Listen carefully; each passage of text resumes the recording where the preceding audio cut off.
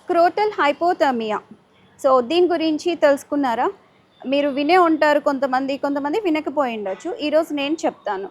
ఈ scrotal hypothermia అనేది ఏంటి అంటే, యూజువల్లీ మేల్ ఇన్ఫర్టిలిటీలో ఎవరికైతే స్పెర్మ్ కౌంట్ తక్కువ ఉంటుందో, మొటిలిటీ తక్కువ ఉంటుందో, స్క్రోటల్ హైపోథర్మియా తోటి ఇంప్రూవ్‌మెంట్ అనేది ఉంటుంది. ఇదేంటి అంటే ఈ ట్రీట్మెంట్‌లో మీరు హాస్పిటల్‌కి వచ్చి తీసుకోవాల్సింది కాదండి.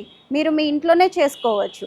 సో, ఇక్కడ ఏంటి అంటే డైలీ రెగ్యులర్‌గా నైట్ మీరు ఐస్ ప్యాక్స్ తీసుకొని స్క్రోటమ్‌కి అప్లై చేయాలి. దీనివల్ల ఏంటి అంటే ఎక్స్‌టర్నల్‌గా టెంపరేచర్ ఆ కూలింగ్ ఎఫెక్ట్‌కి స్పెర్మ్ ప్రొడక్షన్ అనేది కొంచెం మంచిగా ఉంటుంది. ఈవెన్ మొటిలిటీ కూడా ఇంప్రూవ్‌మెంట్ ఉంటుంది.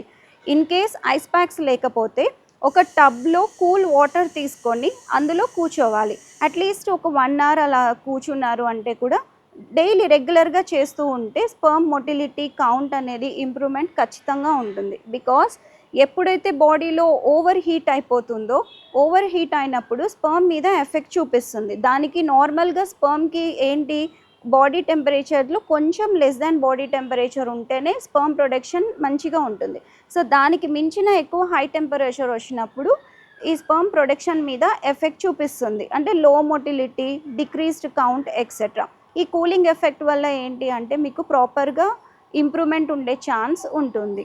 Thank you.